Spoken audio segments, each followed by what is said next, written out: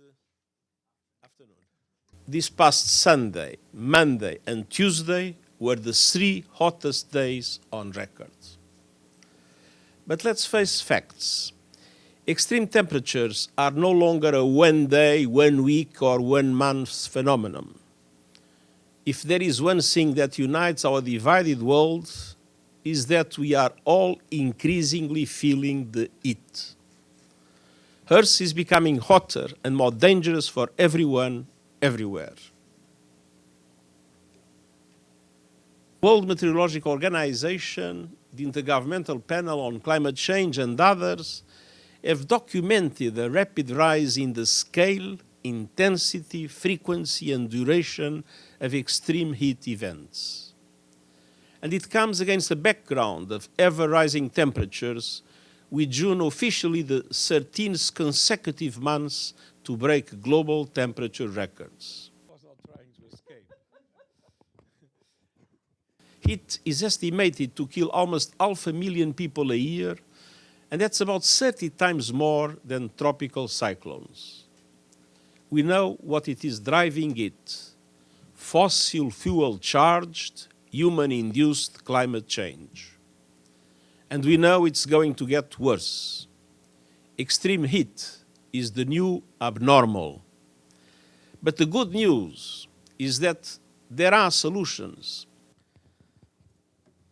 Well, we must respond by massively increasing access to low-carbon cooling, expanding passive cooling, such as natural solutions and urban design, and cleaning up cooling technologies while boosting their efficiency.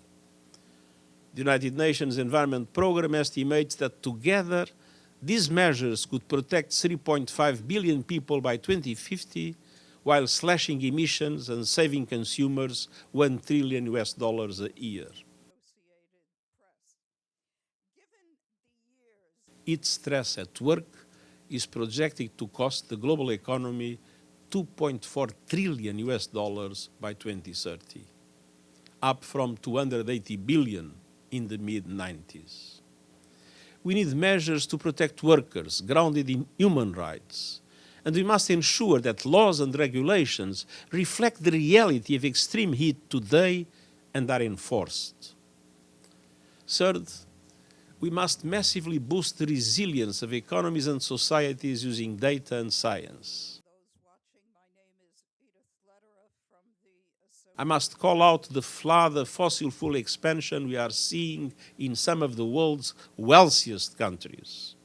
In signing such a surge of new oil and gas licenses, they are signing away our future.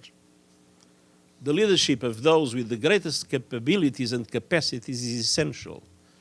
Countries must phase out fossil fuels fast and fairly. The United Nations Correspondents Association. The G20 must shift fossil fuel subsidies to renewables and to the support of vulnerable countries and communities. And national climate action plans must show how each country will contribute to the global goals agreed at COP28. Of the United Nations Correspondents Association. The humanitarian situation in Gaza is a total disaster. And it is a total disaster because it's the combination of two things. First, a military campaign that has have the highest level of killing and destruction that I remember in any other military campaign since I am Secretary General anywhere in the world. And all the obstacles of a permanent negotiation in which difficulty after difficulty is put in relation to security equipment, in relation to the so-called dual-use items, and all other things that are needed for an effective humanitarian aid. With the combination of these obstacles, with the total insecurity in the country, humanitarian aid is far from being sufficient.